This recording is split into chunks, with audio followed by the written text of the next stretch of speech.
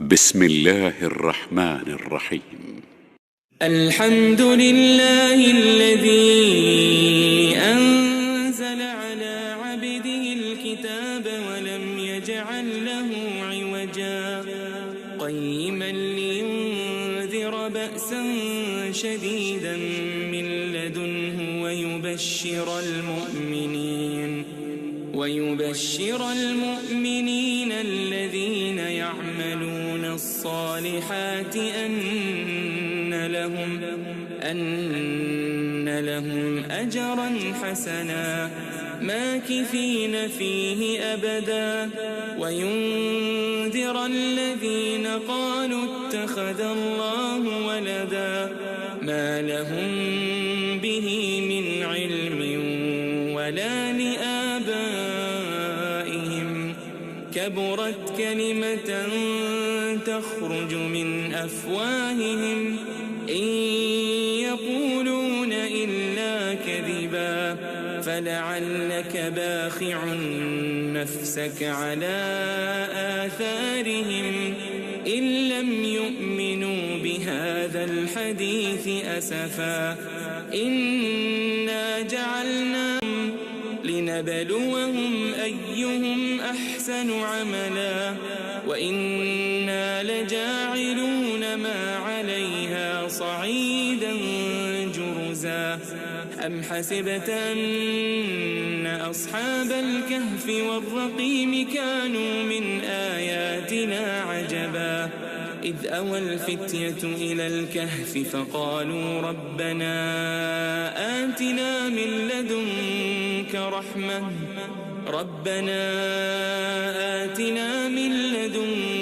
رحمة وهيئ لنا من أمرنا رشدا فضربنا على آذانهم في الكهف سنين عددا ثم بعثناهم لنعلم أي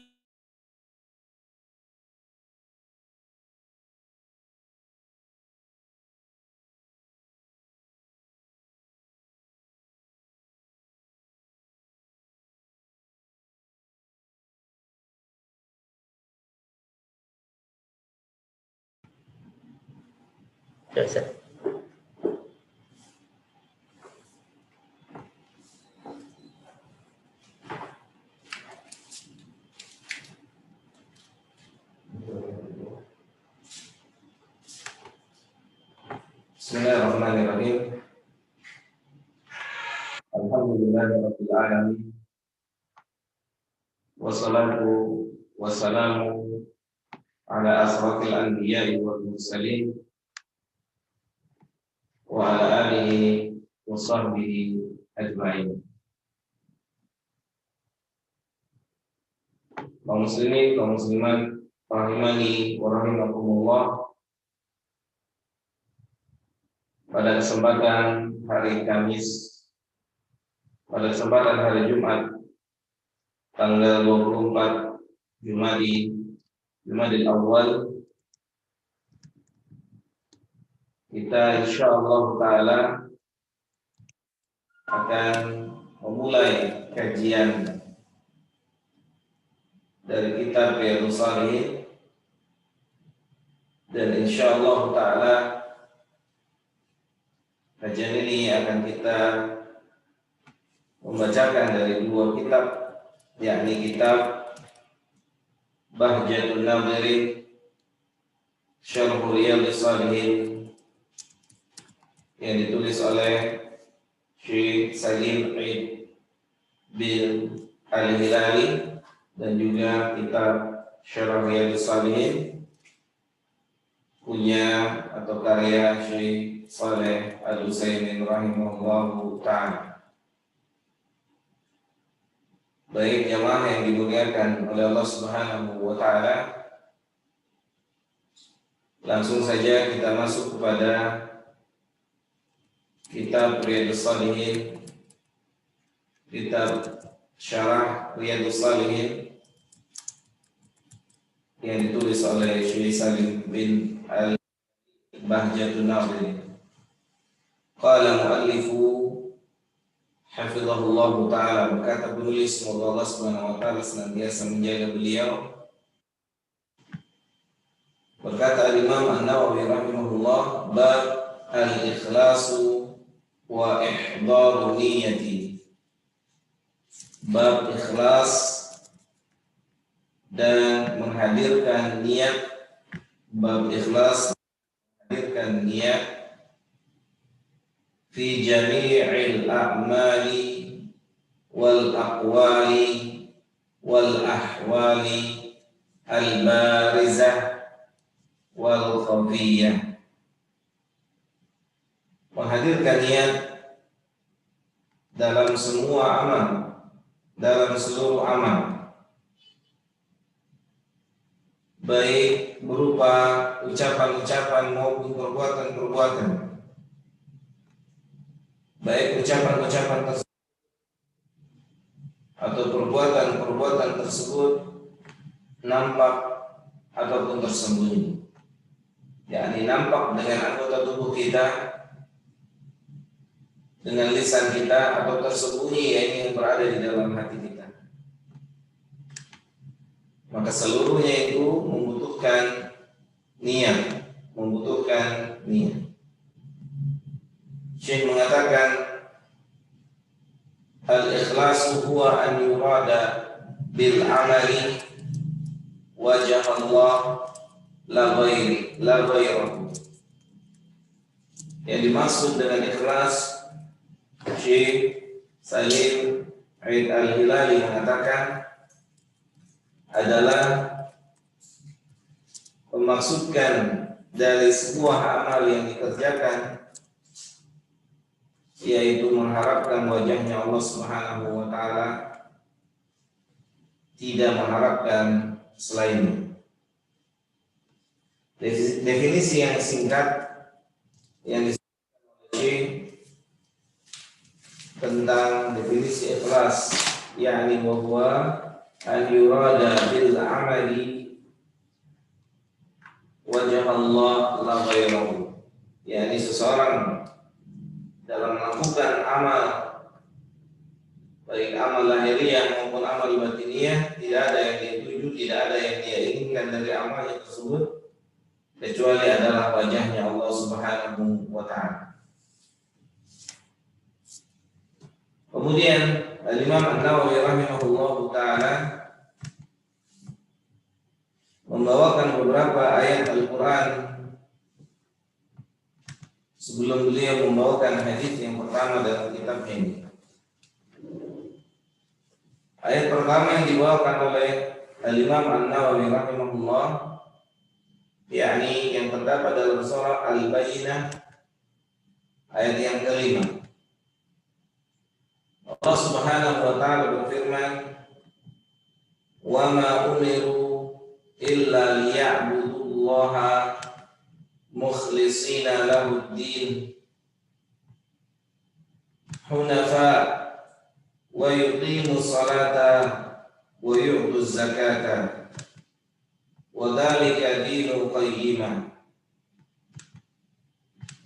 Yukhbiru Allah Ta'ala annahu amara ibadahu bitauhidihi fala ya'buduna ma'ahu ghairahu. Syekh menjelaskan bahwasanya dalam ayat yang mulia ini Allah Ta'ala mengabarkan, dalam ayat yang mulia ini Allah menginformasikan kepada seluruh hamba-hambanya agar seluruh hamba-hambanya mentauhidkan Allah dalam beribadah, mengesahkan Allah dalam beribadah, dan tanpa menyekutui Allah dengan siapapun juga dan apapun juga. Ma'ilina an jami'il adyanil batilati ila dinil Islam, yang tentunya mentauhidkan Allah, menjadikan Allah sebagai Rabb tunggal yang disembah, Rabb tunggal yang diibadahi, adalah jauh berbeda dengan seluruh agama-agama yang batil, yang mana Islam tidaklah demikian. Islam mengajarkan agar manusia mentauhidkan Allah Subhanahu wa taala semata. Li'annahu dinul millatil hanafiyah as-samha. Dikarenakan agama kita ini, yakni agama Islam, adalah agama yang lurus, au dinul ummati al-qayyimah bil haqq, atau agama untuk umat yang berjalan dengan jalan yang lurus di atas kebenaran. Wa hadha tamyizun lil ummati islamiyyati bi aqaidiha wa sulukiha an umamil kufri. Dan tauhid adalah sebagai sebuah pembeda untuk umat Islam. Tauhid dengan keyakinannya, dengan akidahnya adalah kekhususan, adalah sebuah keistimewaan untuk umat Islam yang berbeda dengan umat-umat kafirun. Lianna dalika maqsid min maqasid al-bi'tsah an-nabawiyyah. Dikarenakan tauhid adalah salah satu tujuan di antara tujuan diutusnya Nabi Muhammad SAW. Tauhid adalah salah satu tujuan di antara tujuan diutusnya Nabi kita tercinta Muhammad SAW di atas permukaan bumi.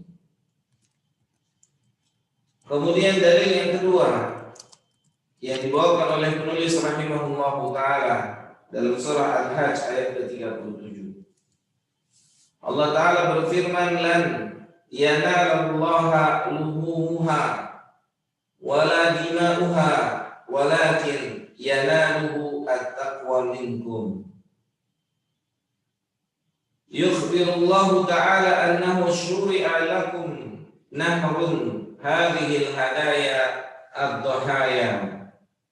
Dalam ayat yang mulia ini Allah Ta'ala mengabarkan bahwasannya Dia mensyariatkan untuk umat ini, yakni penyembelihan hewan kurban, litadhkuruhu inda dzabhiha, dan hendaknya manusia mengingat Allah di saat mereka sedang menyembelih hewan-hewan kurban. Mengingat Allah dalam keadaan fa innahu ar-razzaq dzul quwwatil matin la yanaluhu syai'un min luhumiha wala dimaiha. Yang di saat manusia menyembelih, maka yang diingat tentang Allah bahwasanya Allah adalah ar-razzaq, sang pemberi rezeki, yang maha kuat, yang maha perkasa. Yang manusia dengan apa yang dia sembelih dari hewan-hewan sembelihannya, maka itu semua tidak dapat, atau itu semua tidak dapat menghasilkan keridhaan Allah Subhanahu wa taala hanya sebatas hewan-hewan yang mereka sembelih atau darah-darah yang mereka alirkan. Atau hal tersebut tidaklah berguna untuk Allah Subhanahu wa taala. Fa innahu ta'ala yut'im wa la yut'am. Karena Allah Subhanahu wa taala lah yang memberikan mereka makan dan tidak diberi makan.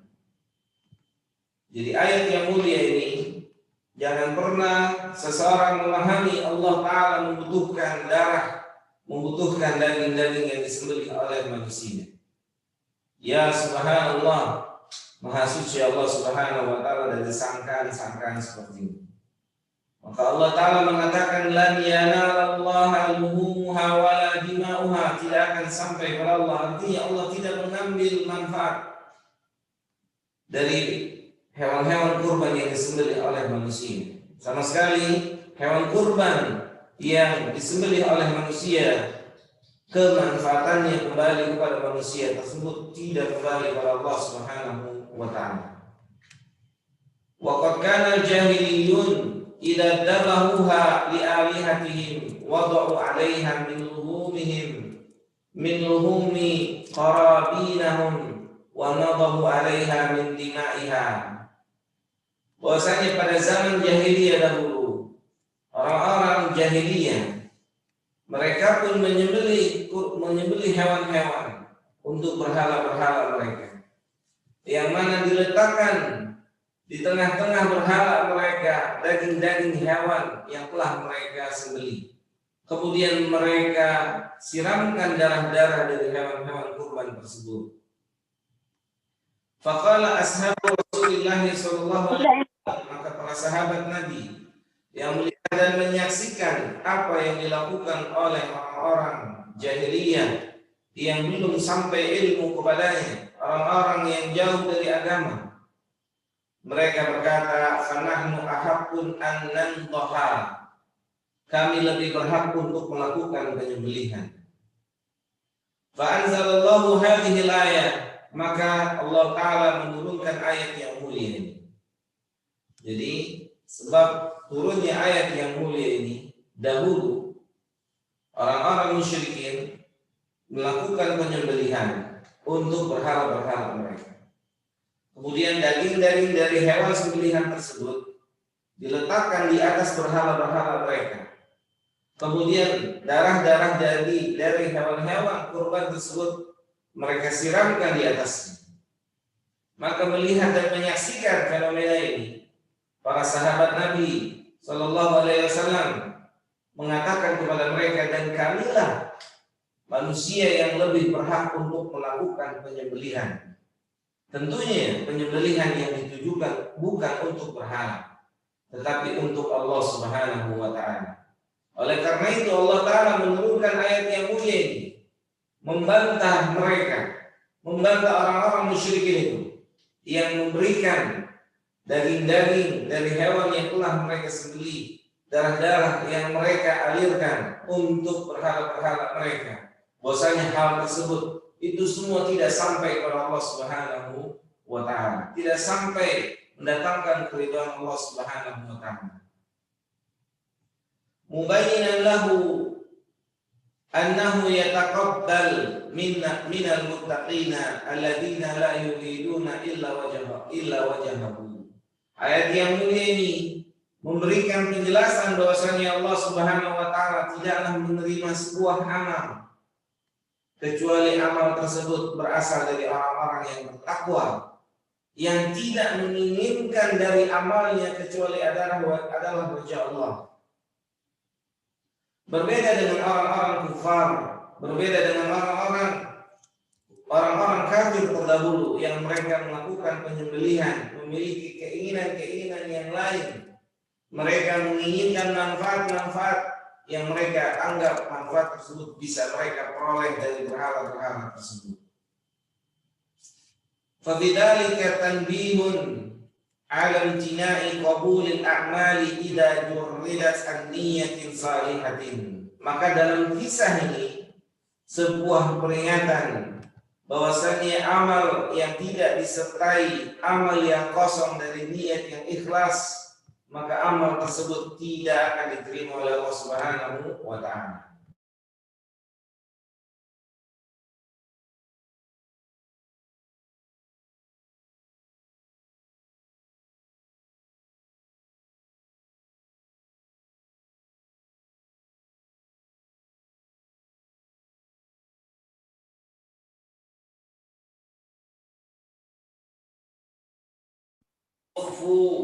Ma fi sudurikum aw tubduhu ya'lam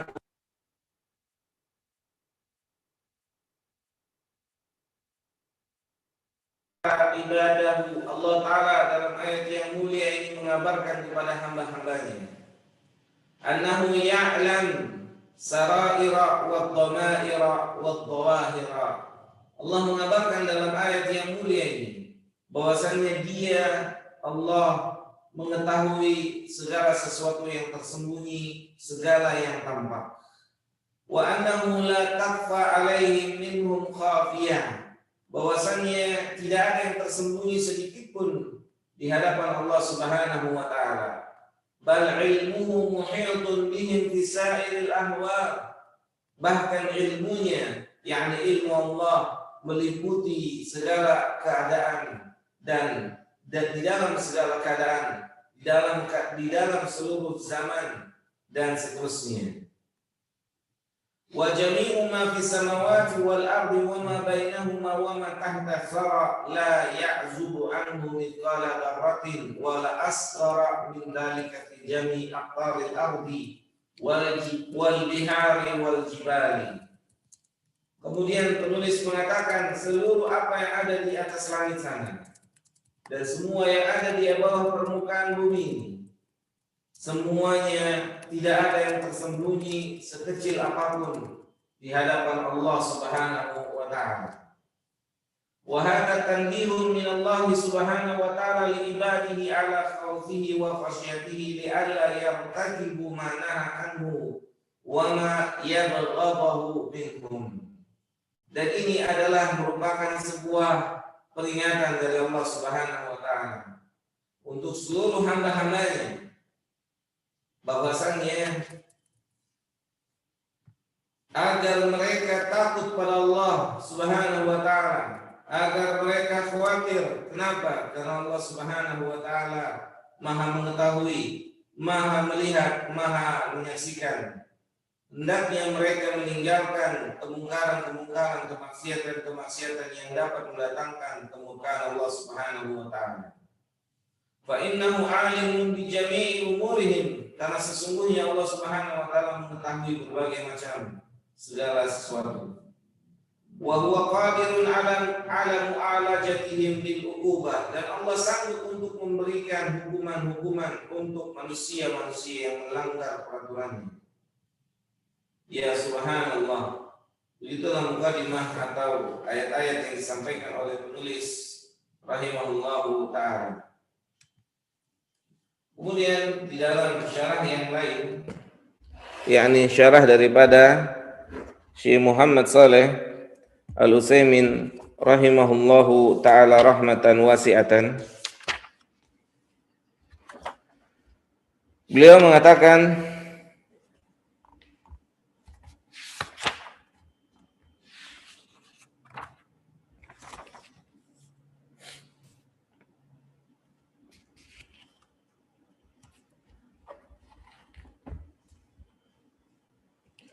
Syekh Utsaimin mengatakan an-niyatu mahalluha al-qalbu. Niat tempatnya adalah di dalam hati. Wala mahalla laha fil lisani fi jami'il a'mal. Dan tidak ada tempat di lisan untuk seluruh amal. ولهذا كان من نطق بالنية عند إرادة الصلاة أو الصوم أو الحج أو الوضوء أو غير ذلك من الأعمال كان مبتدئا قائلا في دين الله ما ليس منه. Kemudian Syekh Muhammad Shalih Al-Utsaimin mengatakan, oleh karena itu siapa saja di antara manusia yang melafadzkan niatnya ketika hendak sholat atau ketika hendak berpuasa atau ketika hendak berhaji atau ketika hendak berwudu atau ketika hendak melakukan amalan-amalan yang lainnya, maka sang pengucapnya adalah salah seorang pelaku bid'ah yang mereka melakukan sesuatu tidak berdasarkan apa yang diajarkan oleh Nabi yang mulia sallallahu alaihi wasallam. Kemudian Syekh Muhammad sallallahu alaihi wasallam mengatakan li anna nabiyya sallallahu alaihi wasallam kana yatawadda, dikarenakan dahulu nabi kita juga berwudu. Nabi kita berwudu. Wa yusalli, dan dahulu juga nabi kita Muhammad sallallahu alaihi wasallam salat. Wa yatasaddaqa, dan Nabi kita Muhammad SAW dahulu pun beliau bersedekah. Wa yasum, beliau sallallahu alaihi wasallam juga berpuasa. Wa yahuj, beliau juga menunaikan ibadah haji. Walam yakun yantiqu bin niyati, dan sama sekali Nabi Muhammad SAW tidak melafadzkan niat dari seluruh amal yang pernah beliau kerjakan. Falam yakul, Nabi SAW tidak berkata, Allahumma inni nawaitu an atawadda, ya Allah, saya berniat untuk berwudu. Nabi tidak mengatakan Allahumma inni nawaitu an usalliya. Ya Allah, saya berniat untuk salat. Allahumma inni nawaitu an atasaddaq. Nabi SAW tidak mengatakan ya Allah, saya berniat untuk bersedekah. Allahumma inni nawaitu an asum. Nabi SAW tidak mengatakan ya Allah, saya berniat untuk berpuasa. Allahumma inni nawaitu an ahuj. Dan Nabi SAW tidak mengatakan ya Allah, saya berniat untuk melakukan ibadah haji. Walam yakun yaqulu hada. Nabi SAW tidak sama sekali mengucapkan ucapan ini di setiap atau di sebelum amal-amal yang beliau kerjakan. Wadalika, dan hal tersebut tidak beliau lakukan. Li'anna niyata mahalluha al-qalbu. Dikarenakan niat tempatnya adalah di dalam hati. Wallahu azza wa jal ya'lam ma fil qalbi. Allah Subhanahu wa taala mengetahui apa yang ada di dalam hati manusia. Wala yakfa alaihi syai'un, tidak ada yang tersembunyi sedikit pun apa yang ada di dalam hati manusia. Kama qala ta'ala fil ayati allati saqaha al-muallif, sebagaimana ayat yang dibawakan oleh penulis yakni al-Imam An-Nawawi rahimahullahu taala. Qul in tukhfu ma fi sudurikum aw tubduhu ya'lamhu Allah. Yani Allah Ta'ala berfirman dalam surah Ali Imran ayat 29. Katakanlah, jika kalian menyembunyikan apa yang ada di dalam hati kalian, atau kalian menampakkan apa yang ada di dalam hati kalian, sesungguhnya disembunyikan atau ditampakkan, Allah mengetahui apa yang ada di dalam hati tersebut. Wa yajibu 'alal insani an yukhlisan niyata lillahi subhanahu wa ta'ala fi jami'i ibadatihi. Dan hukumnya wajib untuk setiap manusia untuk mengikhlaskan niatnya hanya karena Allah Subhanahu wa ta'ala dalam setiap ibadah. Wa alla yanwiya bi'ibadatihi illa wajah Allah wa daral akhirah. Dan janganlah manusia meniatkan dari ibadah-ibadah yang dilakukannya kecuali hanya mengharapkan wajah Allah dan mengharapkan kehidupan yang baik di negeri akhirat nanti. Wa hadha huwa alladhi amrullahu bihi fi qaulihi ta'ala, dan ini adalah perintah Allah dalam firman-Nya, wa ma umiru illa liya'budullaha mukhlishina lahuddin. Mengikhlaskan niat dalam ibadah adalah perintah langsung dari Allah Subhanahu wa ta'ala. Tidaklah manusia, tidaklah aku diperintah kecuali untuk mengikhlaskan ibadah kepada Allah Subhanahu wa ta'ala semata. Wa yanbaghi an yastahdiran niyyah ay niyatal ikhlas fi jami'il a'mal, fi jami'i al-ibadat, dan patut harus untuk setiap manusia menghadirkan niatnya ketika mereka hendak melakukan amal apapun juga. Fayanuya mathalan al-wudu wa annahu tawadda'a lillah wa annahu tawadda'a imtithalan li amrillah. Kemudian Syekh Utsaimin memberikan contoh. Sebagai contoh misal ketika seseorang hendak berwudu, hendaklah yang beliau hadirkan di dalam niatnya bahwasannya dia berwudu karena Allah Subhanahu wa taala. Bahwasannya dia berwudu mengharapkan pahala ganjaran dari Allah Subhanahu wa taala. Maka kemudian Syekh Utsaimin mengatakan dalam sebuah amal hendaknya terkumpul 3 perkara. Dalam sebuah amal atau dalam amal apapun yang dilakukan oleh manusia, hendaknya terkumpul di dalamnya 3 perkara. Yang ketiga perkara tersebut adalah kandungan daripada keikhlasan. Yang pertama, beliau mengatakan niyatul ibadah. Maka setiap amal yang dikerjakan, maka niatkanlah amal tersebut adalah sebagai sebuah ibadah. Karena bisa jadi dan boleh jadi amal ibadah bisa bernilai, tidak bisa, atau bisa bernilai atau bisa di sisi Allah tidak terhitung sebagai sebuah ibadah ketika pelakunya melakukan hal tersebut sebagai sebuah adat istiadat. Contoh misal, seseorang yang berwudu, kemudian dia tidak meniatkan wudunya niat ibadah, tetapi dia meniatkan wudunya untuk misalkan menghilangkan ngantuk misalnya. Untuk menghilangkan ngantuk misalnya. Maka wudu yang dia niatkan untuk menghilangkan ngantuk tersebut tidaklah termasuk bagian dari ibadah. Karena wudu tersebut tidak dia niatkan sebagai ibadah. Demikian juga misal ketika kita mengantar jenazah atau mengurus jenazah. Apa yang membuat kita ikut mengurus, ikut mengantarkan jenazah sampai ke pemakaman? Ketika yang membuat kita ikut mengurus atau bahkan sampai mengantar jenazah ke pemakamannya, karena adanya sebuah kepentingan dengan salah seorang pengantar misalnya, sehingga kita jadi ikut-ikutan ngantar, tidak punya kepentingan untuk atau tidak diniatkan sebagai dalam rangka ibadah pada Allah Subhanahu wa taala mengantarkan jenazah. Maka proses yang telah dia lakukan dari mulai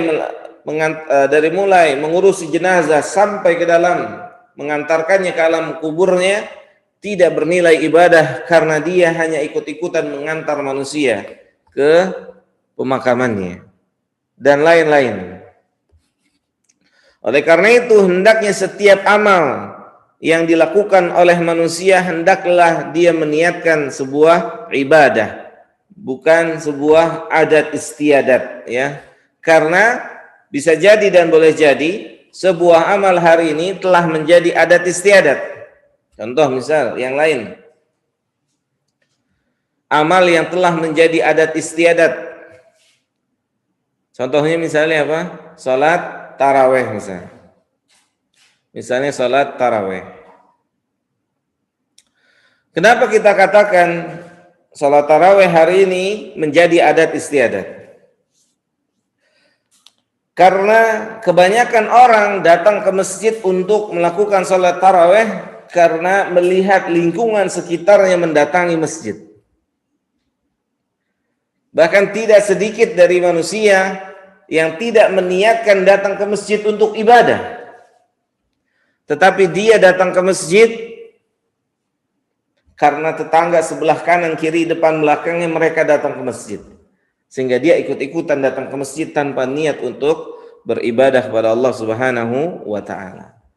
Maka ritual ibadah yang dilakukan tanpa adanya niat ibadah, maka dia tidak terhitung sebagai sebuah ibadah di sisi Allah.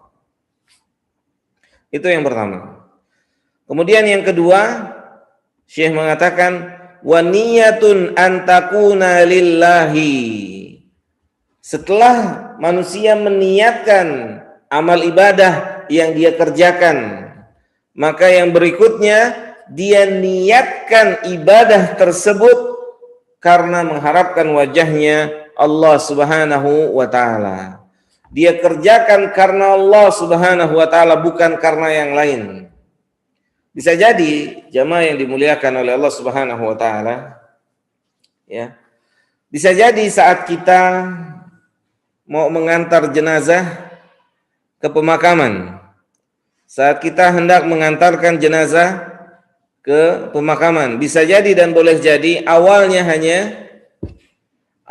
hanya ikut-ikutan. Maka ketika kita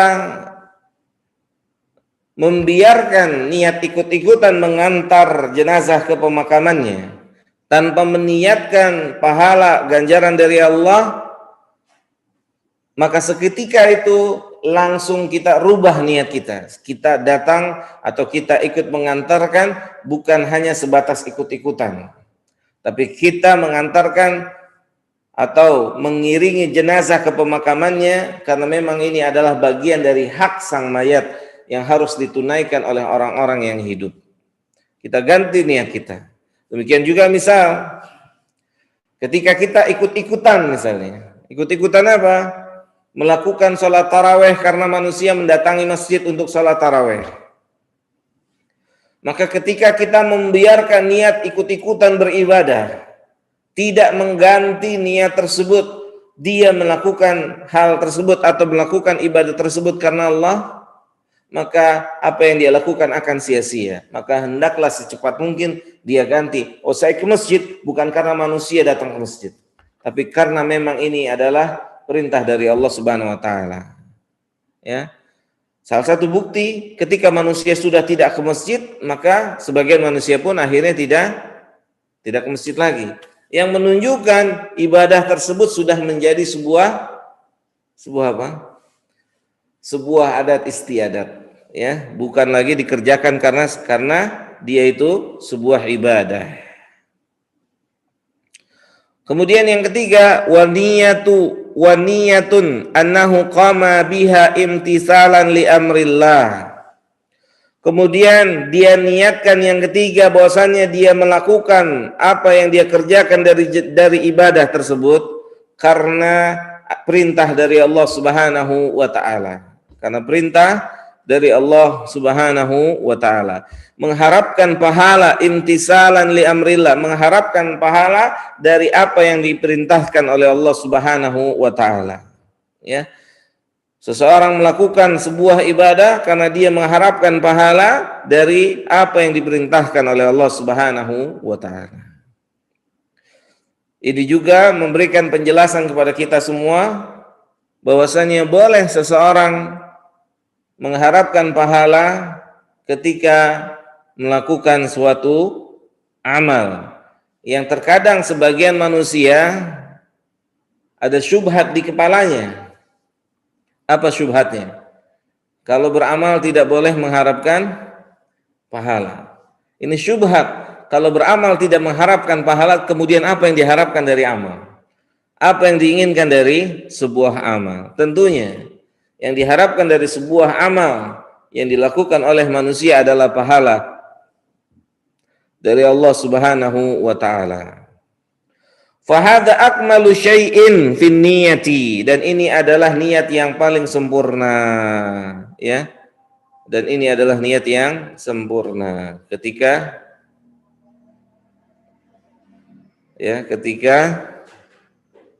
ada 3 perkara dalam diri manusia, ya, dalam diri manusia ketika hendak melakukan ibadah. Sudah tutup, kita tutup kesempatan kajian pada malam hari ini. Insyaallah nanti akan kita lanjutkan kembali. Wassallallahu ala nabiyina Muhammadin wa ala alihi wa sahbihi ajma'in.